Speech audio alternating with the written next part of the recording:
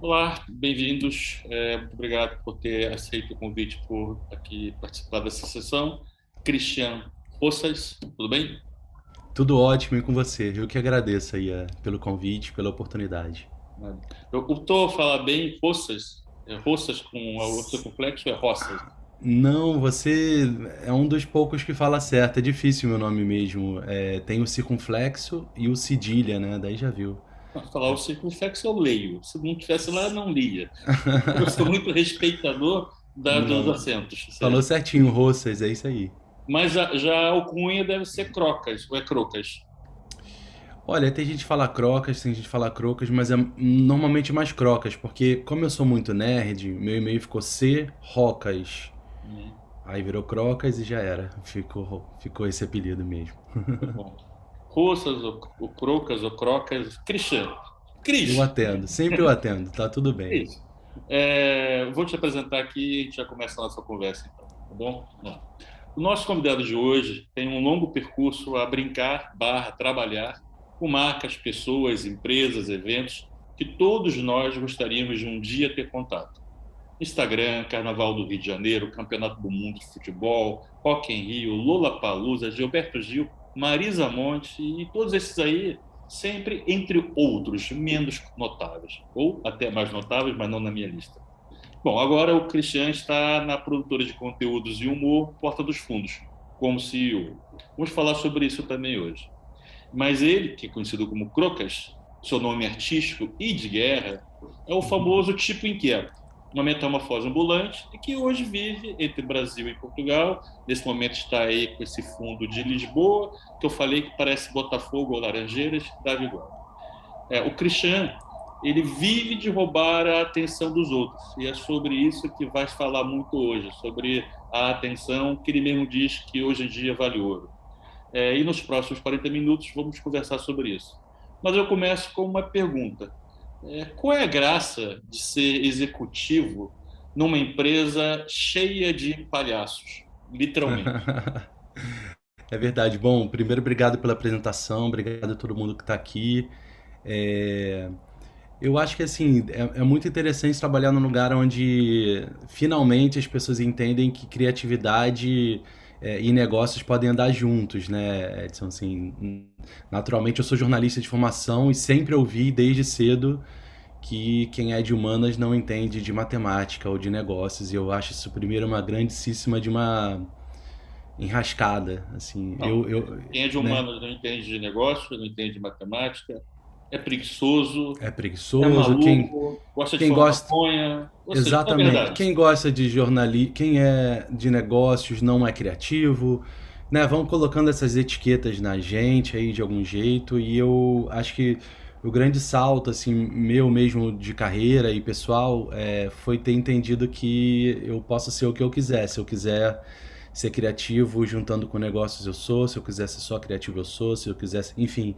Então dentro do Porta eu acho que tem sido um movimento muito interessante para mim de notar que há outros semelhantes ali também que acreditam nesse mesmo norte que eu, que não precisa ficar me botando uma etiqueta. Eu posso fazer o que eu quiser. Se eu quiser mudar de carreira amanhã eu mudo, se eu quiser continuar na mesma eu mudo. Acho que a vida é só uma pra gente ficar fazendo coisa chata, né? Então faz uma linha do tempo aqui para o pessoal. Nós já conversamos, mas o pessoal não teve esse prazer. Lá de trás um bocadinho. Rapaz, vamos lá, vou tentar dar uma super resumida porque eu sou, como o Edson falou, eu sou muito inquieto, então ao contrário do que muita gente fala que tem que ficar no emprego um bom tempo, senão parece que você tem algum problema, eu literalmente tenho um problema. Meu problema é ficar achando que eu já sei muito sobre alguma coisa. Então, eu sou jornalista de formação, eu fiquei muito na dúvida entre fazer jornalismo ou publicidade, porque eu sempre andei nesse meio desse caminho ali, publicidade e jornalismo sempre me atraíram muito. Optei por fazer jornalismo por dois motivos. Um, porque eu sou do Rio de Janeiro, eu passei na UFRJ, que eu tinha que atravessar a ponte, e passei na UF, que é em Niterói, perto da minha casa, e eu queria ir para longe. Então isso foi um dos motivos. E o segundo foi porque o jornalismo me permitia ser publicitário também, caso eu quisesse. E o contrário não era na época tão viável. Então eu optei por uma profissão que me permitia ser mais o E Mas do que chegou a eu. fazer na UFRJ ou em Niterói? Como você Eu fiz na escolheu? UFRJ, eu fiz na Então, você estudou ECO, na minha faculdade, então. Você somos sentou nos bancos conterrâneos. que eu sentei antes. Olha que orgulho você pode Exatamente. ter. Na escola onde era um hospício antes, na verdade, né? Olha Que era um não, que hospício. na verdade que era um hospício que apenas batizaram de universidade para o Dom Pedro II dar um título de doutor honoris causa ao rei da França quando visitou o Brasil e voltou a ser um hospício depois, né? E que tinha um show, por conta de um show, né, famosíssimo na época, que a cantora só tocaria de ópera em países que tivessem uma universidade. Então ele precisou fundar a universidade por conta A disso. mentira é boa porque sempre que ela é contada, ela tem um detalhe que ninguém nunca ouviu antes, né? Vai aumentando, né? Essa parte não me contaram, do show não me contaram. Isso tá no livro do Jô Soares, que ele Então, esse conta. também mente bem. Esse também De- mente bem. bom, enfim, é uma boa narrativa. Bom, aí eu fiz jornalismo, isso em 95. A internet comercial estava chegando no Brasil. Eu tenho um tio, irmão da minha mãe, que era um professor universitário que estudava neurônios artificiais, então imagina o nível de nerd dessa pessoa.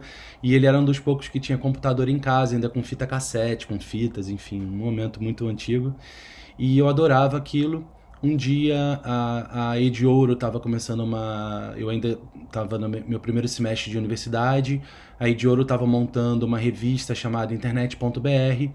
A minha irmã é jornalista também, mora aqui em Portugal, a Mick, e ela viu que tinha essa oportunidade nessa revista. Ela trabalhava no JB Online, o primeiro jornal online do Brasil, e ela me indicou. Eu fui, passei e comecei a viver a cachaça da internet, né, de escrever sobre. Era uma época que não tinha guia, então para você descobrir onde navegar, tinha uma revista chamada Web Guide, que eu ficava navegando sites que eu descobria sozinho para fazer catálogo de onde você descobria a internet, porque não tinha buscador, não tinha Google, não tinha KD, não tinha nada disso. Bom, desse lugar eu me interessei muito por um tema específico que é o boca a boca, né? Como as informações elas se espalham de uma maneira muito específica. E uma ideia que acabou saindo, sei lá, da cabeça da Sônia, de repente ela vê o Paulo falando enfim, a coisa vai ganhando um corpo. E um outro tema é como a tecnologia influencia no comportamento humano e o comportamento humano influencia na tecnologia. A partir disso eu vim me desenvolvendo, mudei para São Paulo, fui trabalhar na Editora Abril, trabalhei como jornalista lá, depois passei pela Computer World, pela IDG, enfim, várias editoras. Vi que o jornalismo, até por conta de entrevistar muito consultor, muita gente especializada, ele ia se espalhar em outras profissões, né? Ele não iria ficar dentro das redações apenas.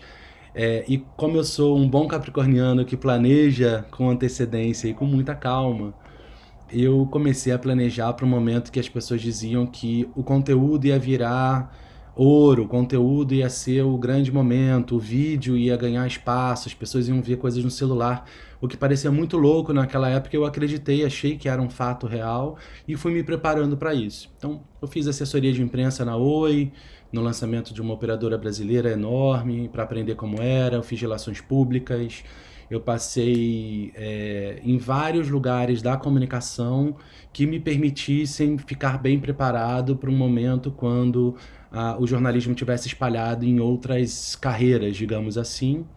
É, Enfim, vou dar uma pulada de tempo aí boa, senão gasto muito tempo daqui. Mas passei pela Shell, passei por lugar legal, lugar chato, enfim, como todos O nós. famoso é rodado.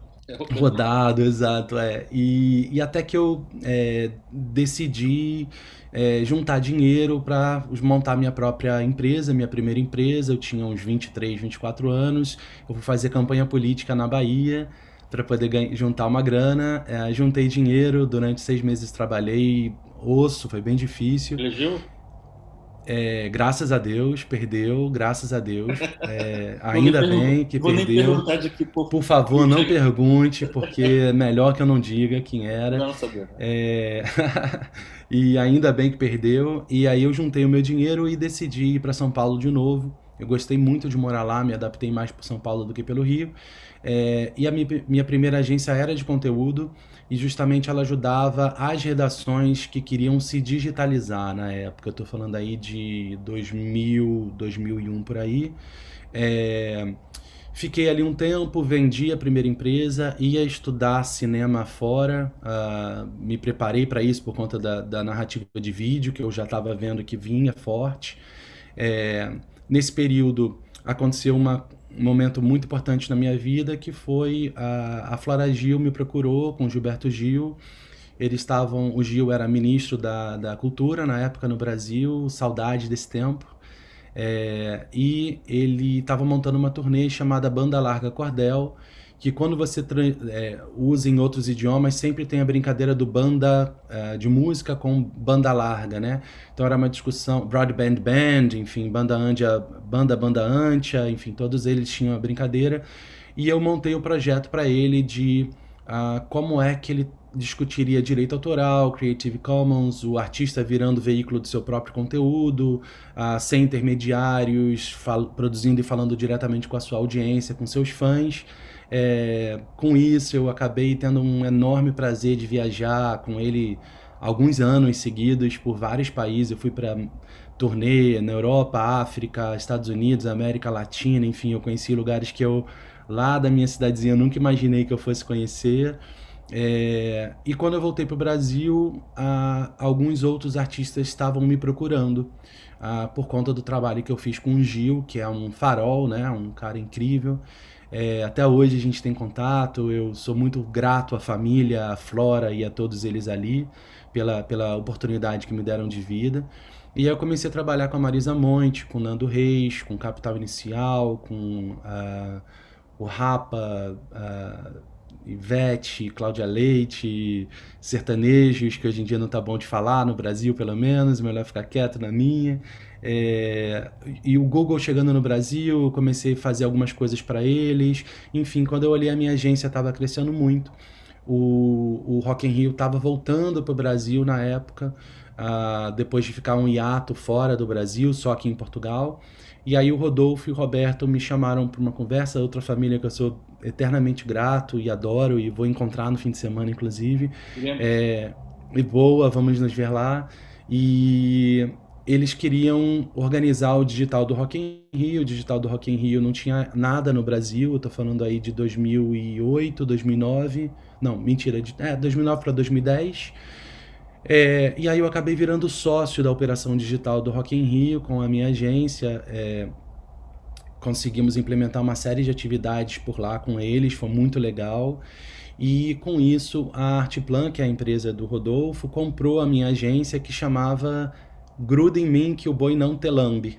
E aí vem um. Eu queria contar um pouco isso para você, Edson, que é o seguinte: os meus amigos publicitários diziam, Croca, você precisa colocar um nome curtinho, 4 letras, tem que ser bem curto. E eu falei, que ótimo, vou botar um nome então bem longo, porque como eu queria fazer tudo diferente do que o mercado já estava fazendo, eu achei que eu tinha que provocar, inclusive, no nome.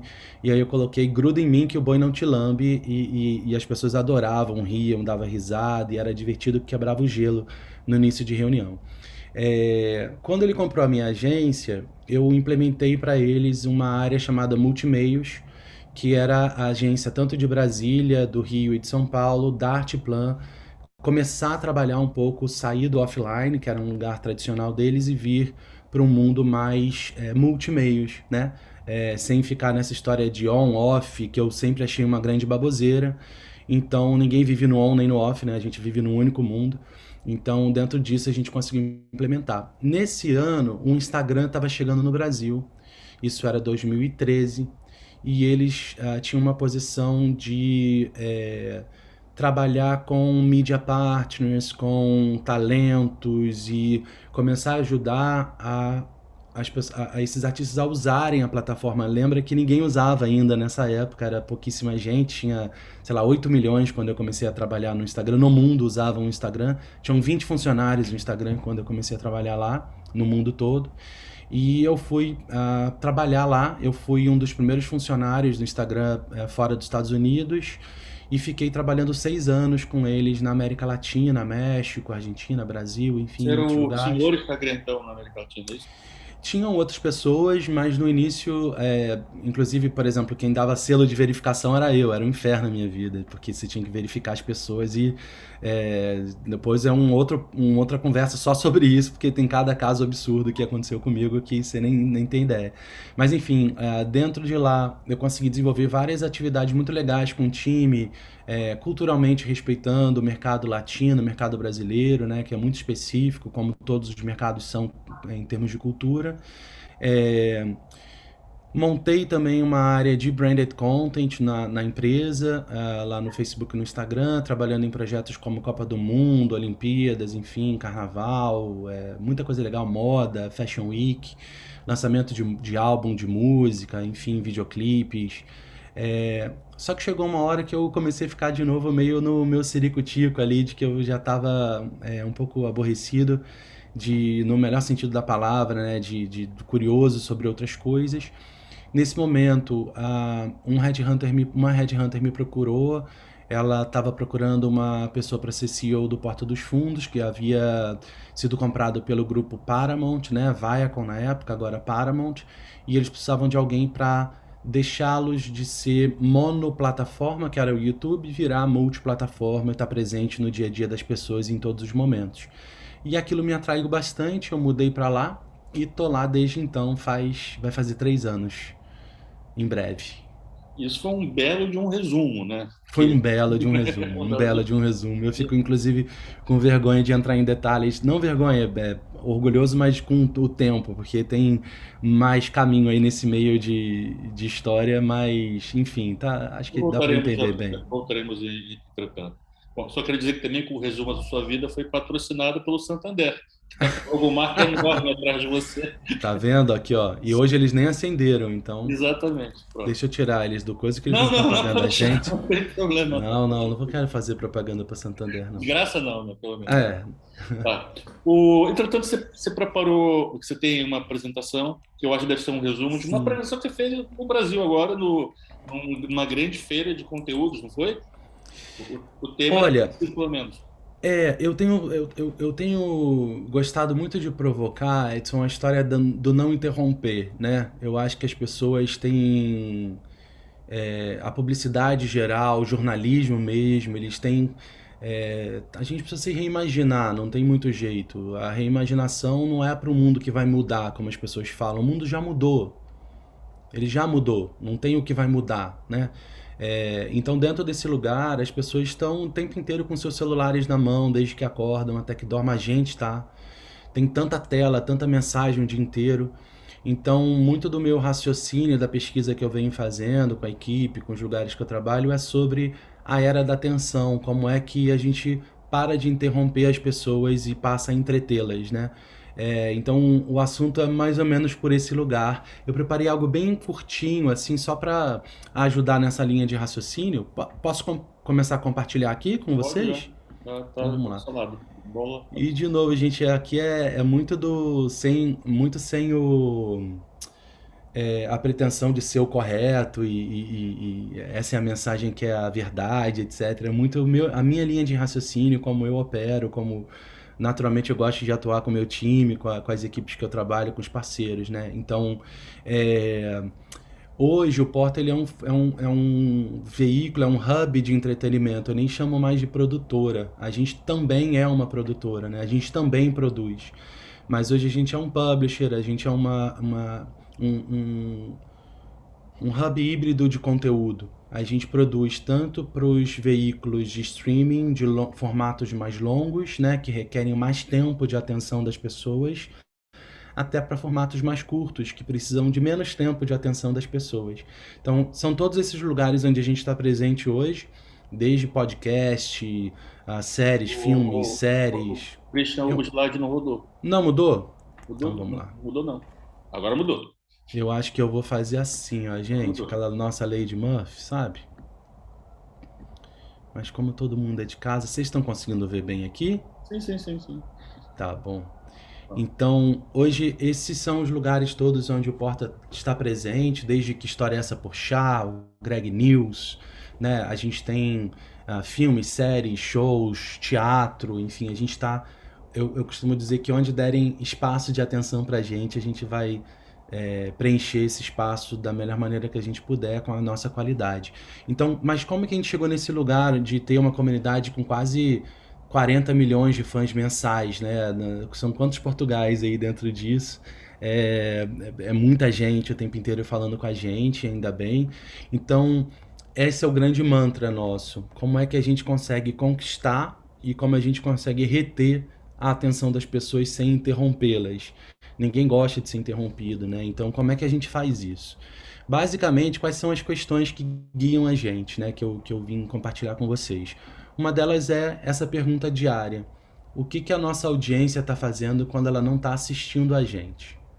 Então, onde eles estão assistindo, que tipo de outros conteúdos estão sendo vistos, o que está tirando a atenção da nossa audiência para dar atenção para a gente. O que pode estar acontecendo? As pessoas podem estar fazendo que tipo de atividades que a gente poderia estar também participando para manter a atenção conosco e não perder a atenção das pessoas. A atenção é dinheiro, né? A atenção é relevância, a atenção é presença e reputação. Então, quanto mais a gente tiver com essa pergunta bem respondida, melhor para a gente achar soluções.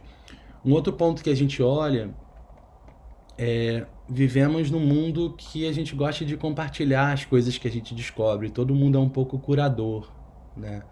Então estamos ali com o Carlos, ele viu algo que ele recebeu no WhatsApp e ele quer mandar pro Edson porque ele fala que é a sua cara ou quer te marcar no post, né? Ele quer, de alguma maneira, ele descobriu aquilo. A gente gosta desse movimento de descobrir algo que quero contar para alguém.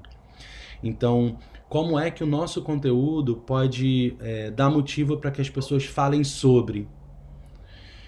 Que tipo de conteúdo eu coloco? Por exemplo, essa semana a gente lançou um vídeo com a Pablo Vittar, que é falando muito sobre o movimento do Brasil, do maluco do Bolsonaro, que em breve sairá, graças a Deus, do desgoverno, e tá liberando porte de arma, né? Quer liberar porte de arma cada vez mais. E a gente inverteu a lógica e trouxe dizendo que arma é pra viado, né? É pra gay, é para todas as minorias que deveriam comprar a arma. Não um homem hétero cis não precisa de arma porque não é ele que é ameaçado de morte no Brasil. Isso virou um motivo para as pessoas compartilharem. Elas olharam aquilo e falaram: isso é muito legal, peraí que eu quero mandar para os nossos amigos em geral. Isso é compartilhado pelo WhatsApp, pelo Instagram, pelo Facebook, enfim, todos os lugares Eu onde acho que você aqui não é escolhe. muito diferente da publicidade, né? Ou seja, sobre um produto, que qualquer produto hoje em dia é commodity, que é, na verdade, o comercial de TV ou a campanha, whatever. Ele é um insight, né? E no fundo, esse produto serve para isso, mas olha que site diferente, né? Que é para chamar a Perfeito. atenção das pessoas. Se não for assim, passa batido, né? Passa batido, ninguém nota, você cai ali na. Todo mundo está falando desse assunto, né? Estamos na semana da diversidade, no mês da diversidade. Naturalmente, as marcas começam a falar mais sobre esse tema. Então, como é que a gente consegue se destacar de algum jeito, dando motivo para as pessoas falarem sobre a gente e levar o nosso conteúdo junto para ganhar mais audiência? Então, isso é um outro movimento. E aí, dentro disso, a gente se baseia muito nessa era da atenção. E a atenção das pessoas, ela passa por um lugar que quanto tempo o nosso cérebro, Edson, demora para conseguir. Inclusive, vou botar isso aqui em tela cheia. Você consegue ver a tela aqui? Sim, tá assim, tá cheio. Tá. Que assim, a gente esquece quanto dura um segundo, né? Um segundo, eu vou tentar lembrar para todo mundo. Esse é o tempo que dura um segundo. Vou fazer de novo para a gente se lembrar. Ó, passou um segundo. Então, antigamente, a gente levava um segundo para conseguir absorver um monte de coisa na nossa cabeça. E aí foram sendo feitas pesquisas. E uma das pesquisas que foi feita em 2001 pela Universidade de St. Andrews e Parma, eles checaram que a mesma quantidade de conteúdo que a gente levava um segundo para recuperar e para gravar na nossa cabeça, hoje em dia, nesse período, né, de... Opa, peraí que eu não passei para o slide certo. Ele hoje em dia já leva 0,30 milésimos de segundo para que a gente consiga absorver isso em 2001. Quando a gente passa para 2014, que foi a última medição feita pelo MIT, a mesma quantidade de tempo, de conteúdo que a gente levava 1 segundo para reter na nossa mente, no nosso cérebro, já tinha diminuído para 0,03 milésimos de segundo. Ou seja, você bateu o olho e você já entendeu aquela mensagem, né? Isso torna a comunicação mais complicada. As coisas ficam mais difíceis da gente conseguir recuperar a atenção de todo mundo, né? Então, dentro disso, como que eu venho tentando trabalhar com a equipe o conteúdo? Hoje, a indústria do entretenimento e do audiovisual, ela fala muito sobre formato longo ou curto. E tá tudo bem, continue falando, tá tudo certo. Eu acho que existe esse lugar que precisa ser conversado desse jeito. Com o meu time, eu tento discutir um pouco se essa mensagem, qual é o tipo de mensagem que a gente tem que dar naquele momento da jornada de atenção da nossa audiência. Se ele tem pouco tempo, eu tô no Uber, eu tô no banheiro, todo mundo vai ao banheiro de manhã. Não tem jeito, até a Gisele Bündchen vai ao banheiro de manhã, todo mundo vai ao banheiro de manhã. Nesse momento que eu tô ali, qual é o conteúdo que eu tenho que ofertar para essa pessoa que tá ali no celular no banheiro? Qual é o conteúdo que a gente tem que ofertar quando tá no transporte público, quando tá em casa com mais tempo, deitado na cama ou no sofá, ou num Uber, ou enfim, no Bolt, enfim.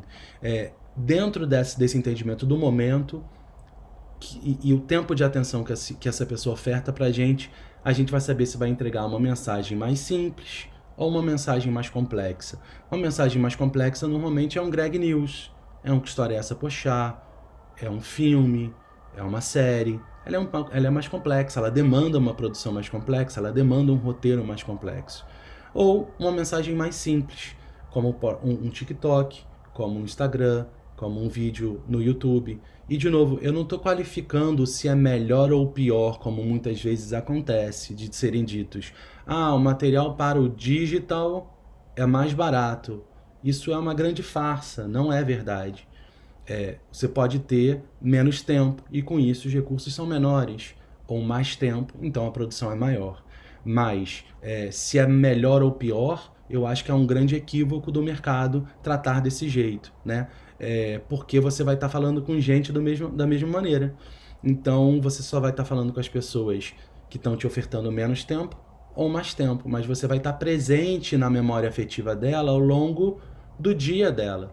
Então, se eventualmente a Sônia tá ali olhando o conteúdo e ela foi impactada no Instagram por um conteúdo do Porta dos Fundos, ela foi impactada por aquilo porque ela tá ali todo dia, ela ensinou ao algoritmo que ela gosta daquele conteúdo. Mas se ela tá em casa e espontaneamente quis procurar um conteúdo que a agradasse, se todos os dias tem conteúdo nesses lugares de jornada que ela foi consumir, se tem o Porta dos Fundos presente e ela gosta, ela fez uma conexão significativa no coração dela, na memória afetiva dela, ela vai atrás do nosso conteúdo, ela vai querer procurar o nosso conteúdo. Então eu acho que aí tem uma grande mudança de raciocínio e de não ficar só pensando se isso é curto, longo, ou se eu faço isso para muito tempo ou pouco tempo. Porque vai depender, se você pode criar uma coisa para muito tempo e a pessoa te dá pouco tempo, e aí, se você não tiver feito um conteúdo de qualidade para pouco tempo, você perdeu a presença na vida afetiva dessa pessoa, da memória afetiva dessa pessoa, e ela provavelmente vai te esquecer para todo sempre. É um pouco essa lógica que a gente vem tentando aplicar aqui cada vez mais. E só para finalizar e a gente continuar nosso papo de conversa, um último ponto que a gente faz muito por aqui e eu gosto de exercitar com a equipe parece óbvio, mas as pessoas não planejam o planejável, assim. Todo ano tem tem Carnaval no Brasil, tem Natal, tem Ano Novo, tem Festa dos Santos em Portugal, tem Dia de Santo Antônio, tem o Dia dos Namorados. Todo ano tem essas datas e as pessoas mesmo assim não se planejam. Falam, meu Deus, é mesmo, tem essa data, tem que sair correndo. Então, aqui no Porta, a gente planeja o planejável completamente. Existe uma grade editorial pensada, o que vai acontecer para dezembro. Então, tudo que puder ser planejado está planejado. que é para liberar o tempo da gente para o imprevisto. O imprevisto é o mais legal, é onde está a mágica. A mágica está no imprevisto. Se a gente não libera o tempo da nossa equipe para lidar com o imprevisto, a gente vai ficar sempre correndo atrás do próprio rabo, fazendo de um jeito óbvio, não chamando a atenção das pessoas, competindo de forma errada pela atenção. Então, é, aqui é um mantra: planejar o planejável para deixar o imprevisto para ser tratado com muito carinho, com muito respeito. Então, bem resumido assim, eu quis trazer esse tema com vocês para a gente poder continuar conversando e batendo papo, mas essa é um pouco da lógica do raciocínio que a gente vem aplicando por aqui e fez a empresa crescer loucamente. Assim, a gente cresceu é, mais de 300%. Christian, desculpa, eu que sem querer carreguei o botão aqui te Ah, já pronto. liberei, não tem problema. A gente deu uma crescida de mais de 300% aí durante esses últimos 2, 3 anos. Vem exportando, o Porta lançou no México com Backdoor, lançamos na Polônia. Então a gente vem crescendo muito justamente por essa lógica de raciocínio de estar presente na jornada da audiência e muito menos interrompendo com o conteúdo que a gente quer que ela assista na hora que a gente quer que ela assista. Isso não faz mais sentido, como acontecia no passado, né, Edson? Quando tinha só televisão e rádio e cinema era fácil fazer isso. Hoje em dia o mundo está mais complexo, né? Não está tão complexo que você tem um slide nessa sua apresentação, conversa aí, dizendo a era da atenção, e eu tenho um slide no meu seminário sobre storytelling, que é a era da desatenção. Eu defendo Exato, que, na verdade, nós estamos na era da total desatenção, em que concordo. ninguém presta atenção em mais coisíssima nenhuma e está orgulhoso disso, diga-se de passagem, né? Sim. Sem nenhuma questão. Olha, A pessoa lê ali o headline da notícia, né, e acha que já entendeu o que está escrito. não, já entendeu tudo, né? Já entendeu até o É, que não está escrito. sim. Ouve, eu estou autorizando quem quiser se desmutar para fazer algum tipo de pergunta, pode fazer. Então, se alguém tiver, é só me dizer, olha, quero perguntar, ou manda aqui a pergunta pelo chat e eu leio como um locutor de rádio antigo, com certeza, aqui por Cristo. Ou Deixa eu, podcast também. exatamente. Deixa eu continuar, então, enquanto ninguém faz pergunta. Deve ter é uma curiosidade que deve estar na cabeça aí das pessoas, né? As pessoas conhecem, né, o Porta dos Fundos, pelo menos conhece aquela presença deles no YouTube, né? Com certeza aqui em Portugal. Aí no Brasil eu sei que as pessoas já sabem que tem mais coisas acontecendo, né? Mas o que faz hoje um CEO na empresa Porta dos Fundos, né? Ou seja, qual é o método de trabalho de vocês para produzir aquele conteúdo do YouTube, por exemplo? Perfeito. Olha, eu digo que o meu trabalho é destravar o potencial das pessoas, né? Naturalmente, se você parar para pensar, ninguém contrata ninguém perguntando o que que você faz de ruim, né? Ninguém Ah, fala eu assim, faço isso. ah, você faz isso? Acho que eu tenho medo de contratar alguém que seja bom, depois fica dizendo. Maravilhoso. Normalmente ninguém fala assim, oi Luciana, o que que você tem de ruim que eu vou melhorar? Isso eu acho que o terapeuta faz, né, naturalmente. Então, quando eu vou contratar alguém, eu contrato alguém que é muito bom em algo e eu quero ajudar essa pessoa a ficar muito melhor naquele algo que ela já é muito boa. Então, o meu trabalho como CEO basicamente é ajudar a destravar o potencial das pessoas para que elas façam o melhor delas. E elas fazendo o melhor delas, a empresa vai crescer, todo mundo vai crescer, ela vai ficar feliz, enfim. Além disso, né, há que se planejar a curto, médio prazo. Eu acho que dentro do nosso mercado, quem ficar planejando 5 anos vai ter que ter a tranquilidade e a flexibilidade de alterar o rumo, porque 5 anos é muito tempo, né? Mas há que se ter um norte, para onde vou mais ou menos, ó, vou por esse lugar aqui com muita elasticidade, com muita flexibilidade e tranquilidade para mexer no leme desse rumo aí em qualquer momento e mudar se for necessário. Acho que isso é uma dificuldade para as grandes empresas, né? Porque a gente está acostumado a fazer tudo muito, é, enfim, cartesiano de algum jeito. E graças a Deus eu não tenho isso, eu tenho muita tranquilidade em dizer, ah, eu achava isso e hoje em dia eu não penso mais, eu acho que já mudou, não é mais isso. Lendo muito, estudando muito, pesquisando muito e indo muito na intuição. Dentro do Porta, acho que existe também um lugar de muita escuta, de você escutar o que, que as pessoas estão com vontade, né? Escuta desde dados, né? Os dados e as análises do que a nossa audiência está fazendo, a escuta dos comentários, porque tem muita empresa gastando dinheiro fazendo focus group, sendo que ela poderia estar lendo o que está sendo dito na internet sobre elas. E depois dos próprios fundadores, da equipe criativa, da equipe de negócio, da equipe de planejamento. As pessoas têm suas vontades e suas ideias e a gente precisa abrir o espaço para que elas tragam para dentro da casa suas ideias, mais do que fiquem frustradas de que ninguém está fazendo aquilo. Então, Vou o meu trabalho é até um pouco por aí. aproveitar aí essa parte aí específica, né? Que é uma espécie de análise do feedback do espectador, né? É, pelos dois pontos que você falou, né? Uhum. Primeiro, né? A caixa de comentários do Porta dos Fundos é uma tradição, né? Ou seja, que é uma coisa hilária e que tem dezenas de milhares de comentários, né, em cada vídeo. Sendo que os mais antigos, né, os vídeos de há 10 anos, as pessoas às vezes não reparam, mas o Porta está fazendo 10 anos aqui há 2 ou 3 meses, né? Tem comentários na semana passada, ou seja, tem Tem. gente que está entrando, está conhecendo, ainda mais se é novinho, né? E está fazendo comentário. Ou seja, dá para todo lado, né? Ou seja, né? Tem gente que vai lá só para encher o saco e falar mal, mas tem lá gente que vai só para elogiar também, muitas vezes sem grande base.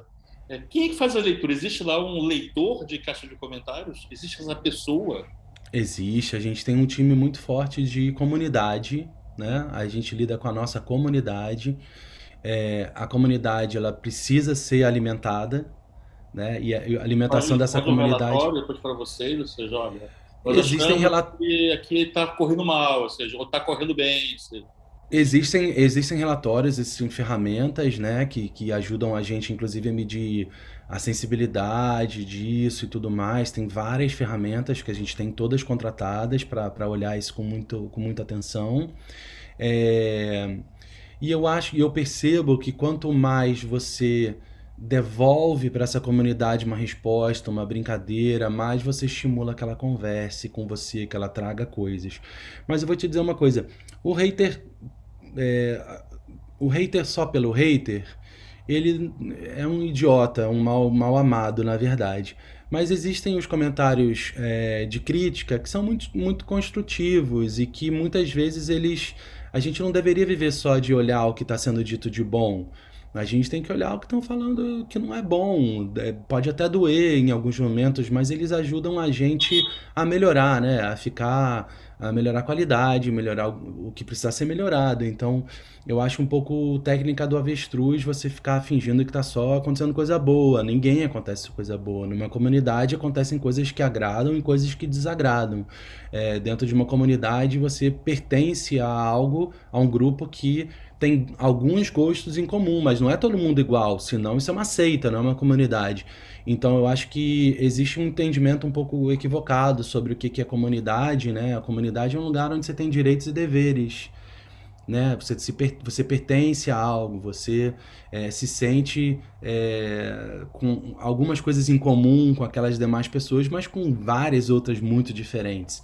Então, mas existe um time que escuta, que presta atenção e que está no pulso o tempo todo para entender é, qual é a resposta da nossa comunidade para o que está acontecendo. Sobre os vídeos antigos, o Porta ele é muito atemporal. Então, uma grande parte da nossa audiência, ela não é só sobre os vídeos novos. Ela também vem de vídeos antigos do catálogo que a gente vai provocando e reutilizando. A nossa equipe de comunidade conhece profundamente o nosso catálogo, então, eventualmente, se sai alguma notícia na imprensa que, enfim, troca de ministro, por exemplo, A gente já tem uma sketch de troca de ministro, a gente faz um corte rápido daquele pedaço e coloca no ar. E isso naturalmente chama atenção para aquele vídeo que já aconteceu. Então a gente vai aproveitando o que dá motivo para a comunidade falar sobre a gente. É uma resposta. Isso é um motivo que a comunidade pode falar sobre a gente, porque a gente está no pulso do momento, na hora certa, no momento certo. Então é uma equipe bem interessante e bem preparada para trabalhar e multidisciplinar. Beleza. Tem uma pergunta do José Luiz. José Luiz, faz a pergunta em viva voz. Você tem boca, então fala. Não precisa eu ler para você. Como é que você está, José Luiz? José Luiz, ele fez a pergunta e foi à casa de banho. Olha só, tu vê como Não, acho que já tá é vindo a aí, ó. atenção das pessoas? Está aí? Zé? Bom, a pergunta dele é como é que você faz para reter o talento das pessoas? Para reter o talento, Como é que estão fazendo, né? Porque, um pouquinho antes, quantos redatores você tem hoje no Porta dos Fundos? então, depende da área, né? A gente, dentro da redação das esquetes, especificamente, hoje são mais ou menos, sem contar com os 5 fundadores, são uns 8, 9 roteiristas em geral, com muitos outros colaboradores, né? Que sempre são convidados e tudo mais. Mas, por exemplo, quando a gente vai fazer um filme ou uma série, é montada uma sala de roteiro com outros roteiristas dentro daquilo. Quando a gente vai criar um podcast, são outros roteiristas para aquele podcast. Então, hoje o Porta, em termos de funcionários fixos, nós somos mais ou menos uns 80, mas tem momento com as nossas produções que a gente chega a 500 pessoas, às vezes um pouco mais do que isso, inclusive. E como é que se faz para reter esses talentos fixos? Agora é a pergunta. Cara, é muito difícil, né? Assim, a gente vive um momento de muita ebulição no mercado, do audiovisual e do entretenimento, ainda bem, e que naturalmente o nosso mercado foi muito pouco treinado, né? Tá começando a se profissionalizar, tem pouca gente no mercado, então as pessoas vão trocando de lugar com muita frequência.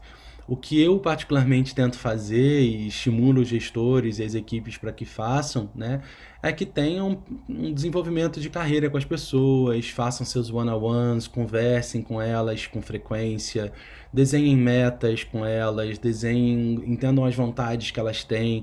Isso tudo parece muito bonito, né? Mas no dia a dia é muito difícil de fazer, né, Edson? Não é uma coisa muito simples e fácil, mas é como a gente vem tentando cada vez mais e criando um ambiente de muita diversidade, de muita liberdade para que você se sinta você mesmo ali dentro. Quanto mais a pessoa se sentir que pode ser ela mesma, trazer o eu dela para ali mesmo, de verdade, né, com uma coisa boa e a coisa ruim, eu acho que é a chance do talento continuar dentro da casa. Mas é isso, é difícil. Eu acho que é um desafio para todo mundo. Hoje em dia, por exemplo, pós-pandemia, tem empresas discutindo se manda todo mundo voltar para o escritório ou não. Vi que vocês já estão trabalhando de um jeito bem diferente.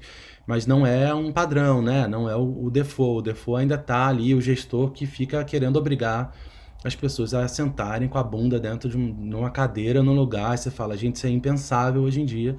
Mas infelizmente ainda vivemos esse tipo de discussão. Eu, outro dia, estava numa reunião que teve esse assunto, né? E outros pares publicitários, né? E, entretanto, eles não sabiam da nossa opção de trabalhar a partir de um modelo fluido, né?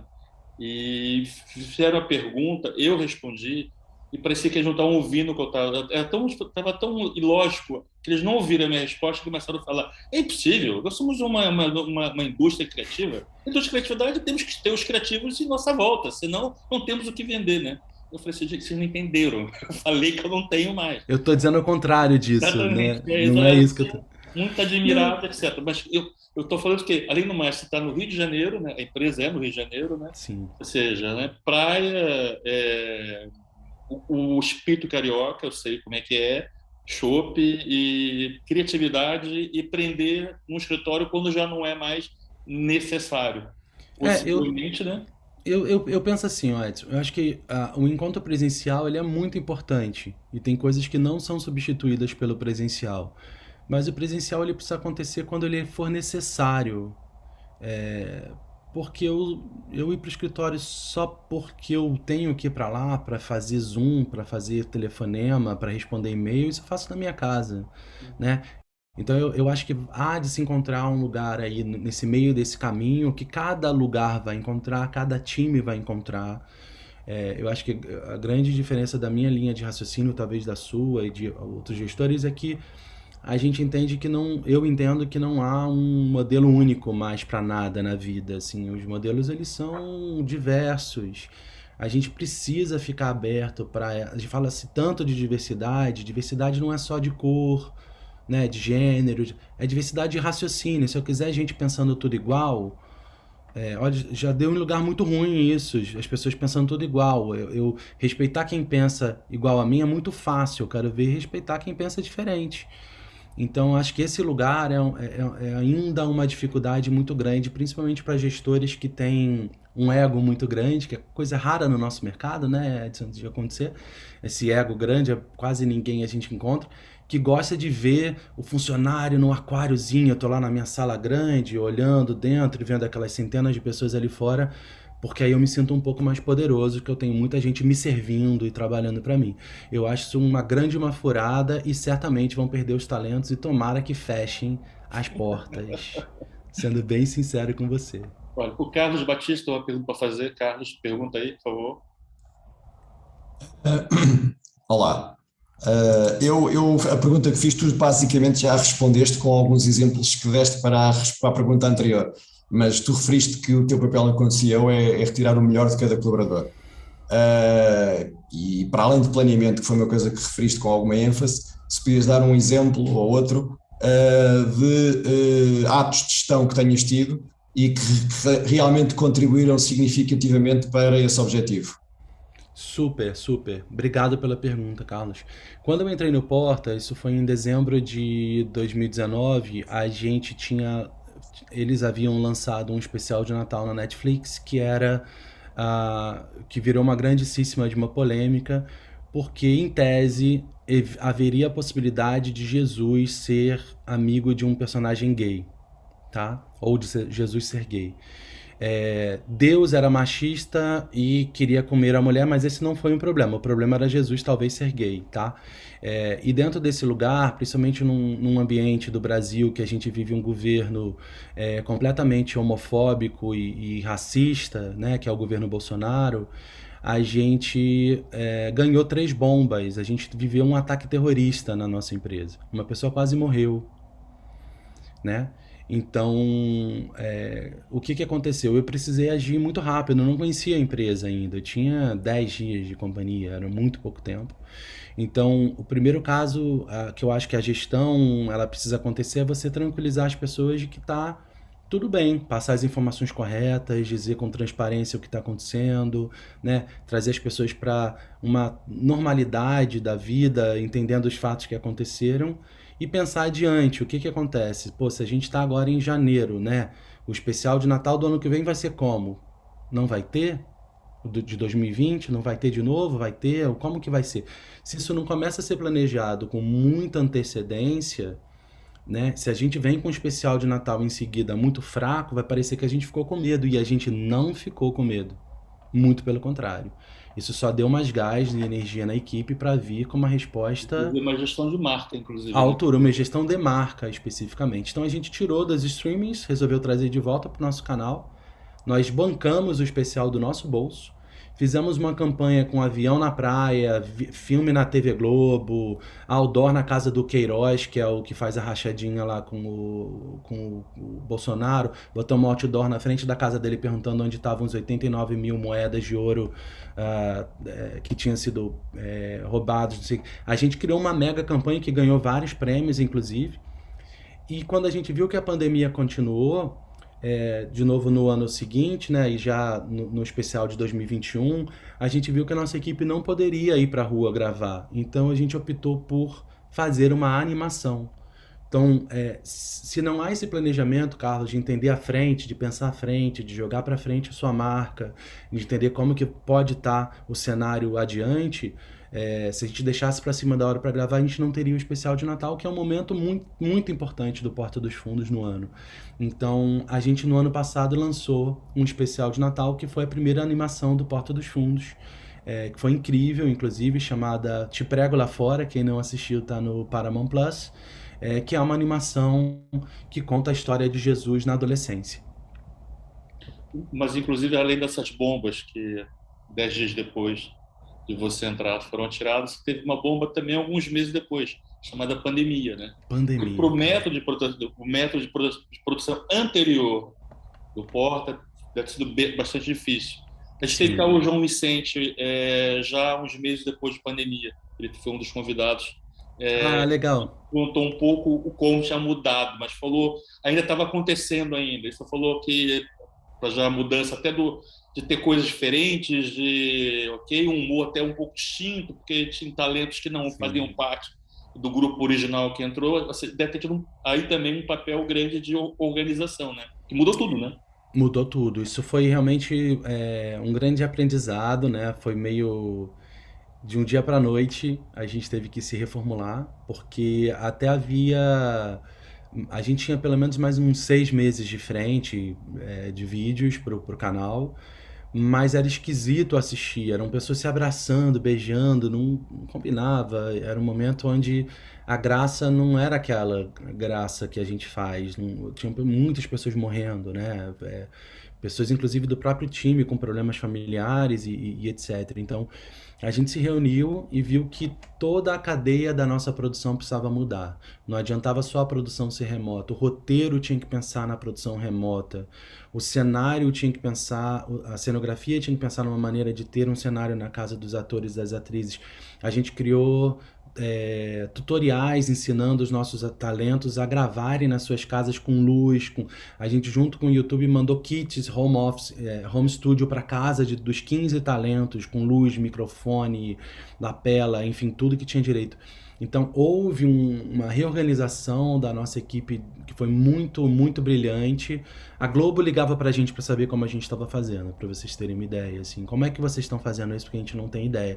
Então a gente começou a desenvolver novos formatos de criação de conteúdo Passaram a home office. aceitar existir personagem fixo, coisa que vocês não faziam antes, e resultou em Exato. alguns quadros muito fiches, Sim. minisséries, né, coisas que eles não faziam antes também, espaço do... O Plantananã nasceu assim, né, do Exatamente. Carlinhos Avelar. Então, eu acho que, de novo, o Porta e a gente, como um todo, a gente conseguiu fazer ali do problema uma solução, né? Como é que a gente criativamente, ao invés de olhar para isso e se acuar, ficar com medo, a gente olhou e falou: peraí, vamos manter aqui a nossa conversa com a nossa audiência. Nossa audiência precisa da gente mais do que nunca precisou, porque estava um clima muito pesado. Existia só uma regra, que era não fazer piada com a morte, com a doença. Era a única regra que tinha. O resto tudo a gente podia brincar. Nasceu a Dona Helena, que era uma bolsomínia que vivia numa Maravilhoso. cisterna, que era incrível, família sem filtro, plantando anana, cozinha com pimenta, enfim, a gente conseguiu fazer muita coisa legal. Foi um momento muito rico pro Porta. Uma curiosidade, o Porta Latino, ou seja, que é o Backdoor, né? Isso. Ele só adapta material do Brasil ou ele também cria coisas novas?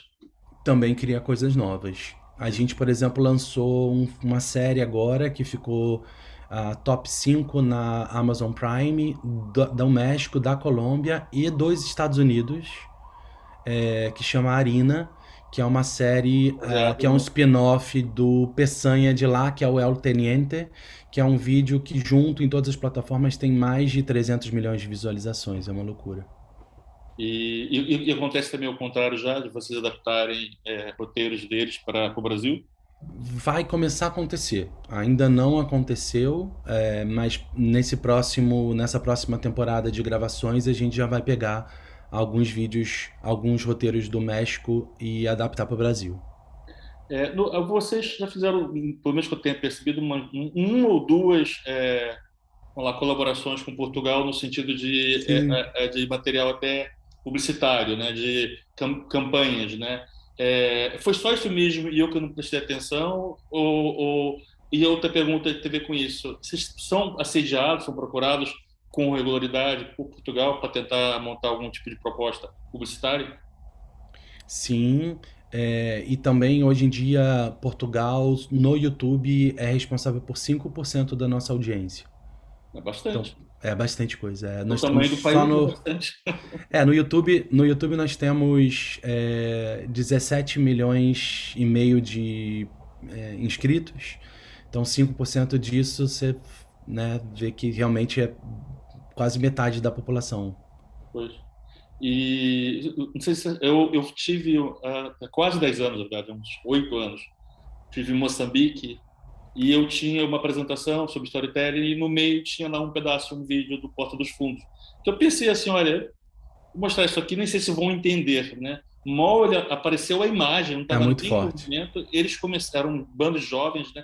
Eles começaram a falar os diálogos, ainda Sim. antes do vídeo passar, nem vou lembrar agora qual que é, mas era um dos clássicos, né? E eu perguntei, mas como é que vocês conhecem isso, né? Eles não entendendo a minha pergunta, eles mostravam o celular de daqui, ó, daqui, Sim. daqui. Eles tinham essa coisa. Aí, continuando, vocês monitoram esse público de Angola, de Moçambique? Tem relevância, não tem? Muito. A gente, inclusive, já fez alguns collabs com eles também, né? É uma comunidade lusófona muito importante pra gente. Então, super. A gente é bem conhecido nesses países também. E dentro disso, eu me lembro que durante a pandemia a gente começou a fazer alguns lives, que história é essa vovó, enfim, algumas coisas assim de desdobramento de conteúdo. E alguns a gente fez com alguns times de humoristas de Angola, de Cabo Verde. São talentosíssimos, né? Foi muito interessante. Essas turnês de teatro que tem a ver com atores ligados ao Porto dos Fundos, vocês fazem parte também da produção? Tipo, o Gregório teve cá há 2 anos, o Do Porchat teve portátil, fora. sim. O portátil é um projeto do Porta. O stand-up do Fábio já não. O que ele fez com o Ricardo também não. Mas o portátil é um projeto Porta dos Fundos, sim. Que a gente foi assistir enquanto empresa. Que foi inclusive indicado ao Emmy já também. A gente levou já o pessoal para assistir o Portátil Ah, que legal. e levou também para assistir o Sísifo do Gregório, como teve Sim, Carol. maravilhoso. Esse é incrível também. Mas não é do Porta esse. Esse é um projeto autoral do Greg. Não é um pouco confuso isso no dia a dia, ou seja, o que é de um, o que é de outro. Outra função deve ser com um bocado. Vamos lá, tem dias, né? Porque é artista também no meio, né? Você, como CEO, tem que dar ali uma arrumada nas coisas de vez em quando, não? Mas depois você acostuma, assim. No começo você fala, pera, como que vai ser isso? Mas depois você. Naturalmente as coisas se organizam, assim, dá pra entender. O Porta é um coletivo, né? Então, como coletivo, tem momentos que faz sentido pro grupo, mesmo que seja um projeto individual, né? Faz sentido pro grupo, e tem momentos que você precisa entender que aquilo é um desejo daquele indivíduo, né? Não como coletivo. Então, nada como boa conversa e entendimento, as coisas desenrolam e acontecem. Bom, se ninguém vai perguntar mais nada, eu tenho ainda mais uma pergunta, que não é minha, mas eu tenho certeza que depois vai ter jovens criativos assistir esse vídeo por aí, vão perguntar, nomeadamente de Portugal. Como é que um jovem criativo, um redator em português, pode se candidatar a trabalhar no Porta dos Fundos? Olha, isso sempre é uma dificuldade, viu, Edson? Porque o que a gente faz? A gente, como tem por ano, são quase 200 vídeos, né, de sketches que a gente produz só para o Brasil. Se a gente começa a receber roteiro das pessoas, pode ser que algum roteiro que você tenha mandado sobre, sei lá, Parecido, de certa cortina, forma, né? parecido aí já viu, aí alguém vai dizer que é plágio e blá blá blá. Então a gente opta por não receber.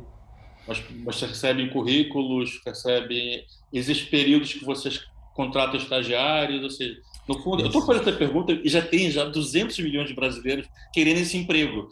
Sim. Mas assim, desse lado tem uns 10 milhões que também querem se candidatar. Existe Claro, a gente procura. sempre olha, tem uma rotina, né, de olhar talentos novos, roteiristas novos, enfim, isso acontece com muita frequência. essa parte do enviar roteiro, quando me mandam direto, eu falo, não li, mando de volta e deleto. Não li, não quero ler, obrigado, desculpa. Também acontece conosco também em publicidade. Por essa proteção mesmo, né, do nosso time criativo. Mas é uma pena, uma pena que tenha que ser desse jeito, né? Certamente a gente está perdendo muita coisa boa por aí, mas existem os movimentos paralelos de olheiros nossos, da gente mesmo, tá sempre trazendo. Tem um time só de talento, para olhar talento, para cuidar de talento, então a gente está com um olhar muito atento para criativos e pessoas novas que estejam, né, num bom caminho. Bom, mais alguém quer perguntar alguma coisa aqui para o Christian? Eu queria perguntar, Edson. Então pergunta. Você falou sobre esse Porta dos Fundos no México, né? Eu queria saber como que a gente acessa, como que a gente consegue ver. Isso é no YouTube ou é numa plataforma à parte? Legal. Paulo, é no YouTube, você entra lá, procura Backdoor. Backdoor Humor também às vezes facilita, mas não é só no YouTube, tá no YouTube, Instagram, TikTok, Facebook, todos eles têm o nosso conteúdo tá também espalhado em diversas janelas. Também na Amazon Prime você encontra, então sim, depois me diz o que você achou. Tá bem, Por tá que ótimo, o obrigado. Fundo Peçanha não está na Amazon Prime aqui de Portugal? Olha, essa é uma boa pergunta, a gente já cansou de perguntar pra eles, mas enfim, coisas de Pergunta, streaming. mas eles não respondem, né? Coisas de streaming, enfim, é uma pena porque é muito divertido. Pronto. Posso Olha, fazer uma Cristiano, pergunta? pode fazer. Tá vendo? É só falar que vai fechar e aparecem as pessoas. Vai dizer. Pronto. Christian, muito prazer. É um Prazer. prazer estar aqui a ouvi-lo e a toda a sua experiência e trajeto. Eu também, tal como penso que toda aqui a audiência, fiquei surpreendido com os dados apesar de saber que em Portugal, eu próprio vivi no Brasil, mas em Portugal existem muitos fãs da Porta dos Fundos. Não tinha ideia da dimensão do fenómeno aqui em Portugal, que fiquei a saber agora. E até que ponto é que isso eventualmente não mobiliza a Porta dos Fundos a fazer um especial em Portugal, com colaborações de portugueses? Alguma vez já pensaram nisso ou não? A gente adora a ideia, sempre surge, nunca aconteceu de fato, né, de ter algo concreto, mas é uma vontade que todos têm. Portugal é um lugar que nossa equipe está sempre aqui, as pessoas estão sempre. Bom, eu estou morando aqui agora, então acontece muito esse desejo, sim, Bernardo. Acho que é só questão de acontecer mesmo. Um dos vídeos mais divertidos dos últimos anos é aquele que é dos cariocas em Lisboa, que deve ter sido Adoro. rodado em Botafogo, que tem o César Sim, Mourão, mas aqui lá no Rio de Janeiro, com certeza, que sim. é um dos mais divertidos, né? Eu adoro também, acho muito bom. Olha, Cristian, ficamos aqui até o especial do Porta dos Fundos de Natal desse ano, mas vamos encerrar um pouco antes, até você ter tempo de preparar esse projeto. Sim, já tá rolando, vai ser Já filmado tá em rolando, breve. tá bem. Olha, e antes de você sair, já que você quer comentar mais alguma coisa, quer dizer mais alguma coisa para Malta? Não, Não? enfim, eu quero muito agradecer todo mundo. Como você sabe, eu tô por Portugal agora também, então conhecendo gente, tomando um cafezinho, um vinho, enfim, querendo muito entender um pouco as semelhanças e as diferenças daqui da cidade, do país. Então, quem quiser trocar ideia, só me segue lá no Instagram, depois manda mensagem, vou ter um prazer enorme. Foi assim que eu fiz com o Edson. Sempre, como brasileiro ou como alguém daqui, não tem como não tê-lo como uma referência. As pessoas me dizem, você tem que falar com ele, você precisa conhecê-lo. E aí eu, abusado, mandei uma mensagem no LinkedIn e carinhosamente ele me recebeu no escritório. A gente teve um ótimo papo, foi muito legal. Então, agradeço a todos por isso. Bom, é também tradição, sempre no final aqui das conversas, dizer que quando estiver em Lisboa, nós oferecemos um almoço que faz parte do cachê do convidado. Como você está em Lisboa, é mais complicado, né? Você vai acabar podendo aceitar. Normalmente as pessoas estão em outros países. Então vamos combinar então isso, fica já marcado já essa proximidade de um almoço conosco. Vou de palmas aqui para o Christian, tá bom? Eu que agradeço, gente. Muito obrigado a todo mundo. Ok. Então, até a próxima temporada do Porta dos Fundos, olha, da Storytelling Academy aqui no My News Portugal. Até mais. Obrigado. Tchau, tchau, turma.